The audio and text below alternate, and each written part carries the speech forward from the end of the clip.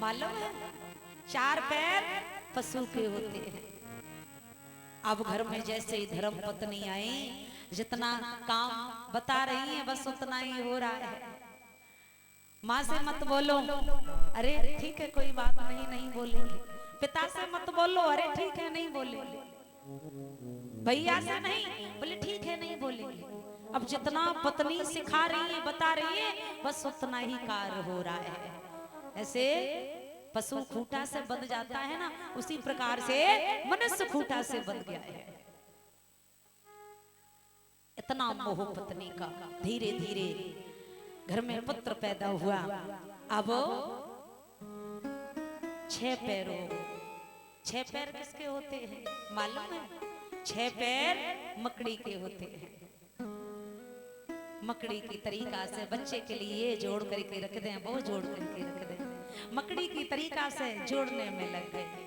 जैसे जरा पूर्ति है ना, उसी प्रकार से जरा की तरीका से लग गए। और बस उसी मोह में फंसे फंसे पता ही नहीं चला कि जिंदगी कब खत्म हो गई, कब बचपन गया, कब जवानी गई, कब बुढ़ापा महसूस हो गया, पता ही नहीं चला।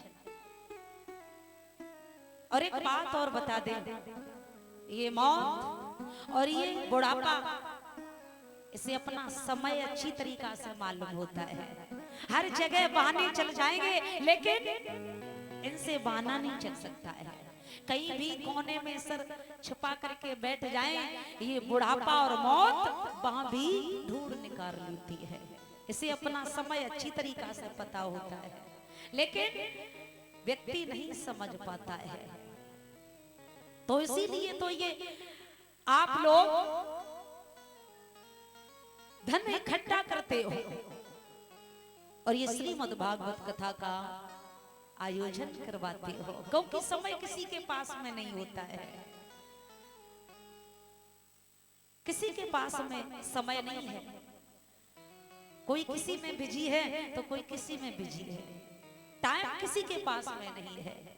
और एक बात बताएं, आजकल आप लोगों ने देखा है कि सोएं तो जल्दी, सुबह जागें तो जल्दी, कोई कार्य करें तो जल्दी, हर काम में जल्दी हो रही है। और संसार छोड़ करके जाए तो जल्दी, हर काम में जल्दी हो रही है।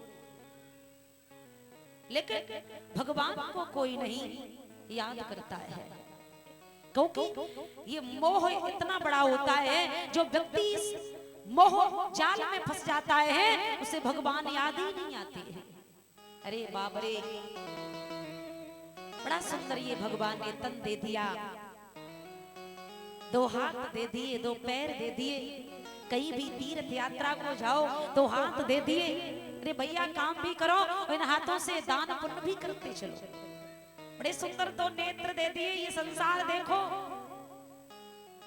और ये मोह दे दिया, अरे भगवान का नाम जापन करो, भगवान का नाम लेते रहो, बुरा मत बोलो जो किसी को बुरा लगे। और एक बात और बता दें, कभी गलत सामने अगर कोई व्यक्ति खड़ा है, अपने दिल में अगर कोई बात आ रही है तो सोच करके ही अपने दिल से वो बात को निकालनी चाहिए, क्योंकि सामने वाले को कहीं बुरा ना लग जाए कि ये तराजू तौल के तब मुख बाहर आना। ये की जो तराजू होती है ना, उसमें तौल करके वो बात को बाहर निकालना चाहिए। सोच करके आगे बढ़ना चाहिए, हम पर कोई गलती ना हो जाए। और लोग कहते हैं कि अगर इस जन्म में बुरे कर्मों को करोगे तो अगली जिंदगी में भोग भोगने के लिए मिलेगा। लेकिन माताओं, अब ये कुछ नहीं है, ये कलयुग है। अब तो यही नरक है और यही स्वर्ग है। तुरंत का तुरंत फल मिल जाता है। जैसा वृक्ष लगाओगे ना वैसा ही फल खाने के लिए मिल जाता है। तो ये कोई छोटा मोटा कार्य नहीं है श्रीमद् भागवत कथा करवाना।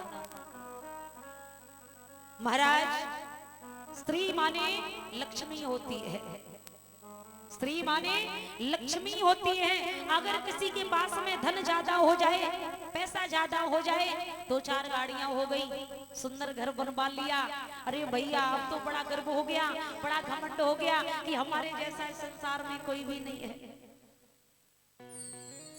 और गर्व कभी नहीं करना चाहिए, ये तो सब कुछ भगवान का दिया हुआ है। घमंड कभी नहीं करना चाहिए, क्योंकि घमंडियों से भगवान बहुत दूरी बना करके रहते हैं। घमंड का भोजन करते हैं मेरे प्रभु, तो घमंड किस बात का है? घमंड नहीं करना चाहिए। तो मत माने घमंड हो गया है। अब महाराज जब लक्ष्मी ज्यादा हुई तो घमंड हो गया। अब जब घमंड हुआ तो ओलम से 4 अक्षरों को लिया है और जोड़कर बनाई गई है भागवत, क्योंकि इसे सुनने के बाद में मुक्ति प्राप्त होती है। अब यहीं से प्रथम दिवस की कथा प्रारंभ होती है।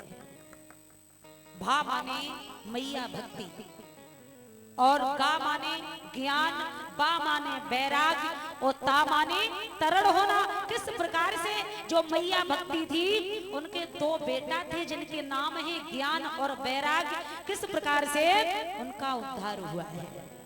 श्रीमद् भागवत कथा सुनने के बाद में तो हम और आप अगर भगवान की कथाओं को सुनेंगे, भगवान की चर्चाओं को सुनेंगे मन लगा करके, क्योंकि श्रोताओं ये मन है ना, ये बड़ा चंचल होता है।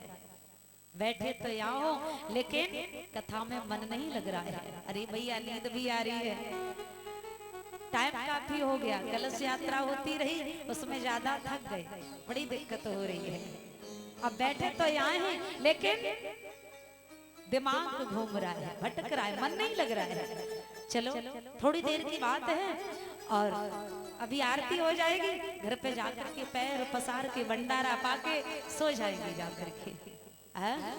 मन नहीं लग रहा है, मन भटक रहा है, इधर उधर घूम रहा है।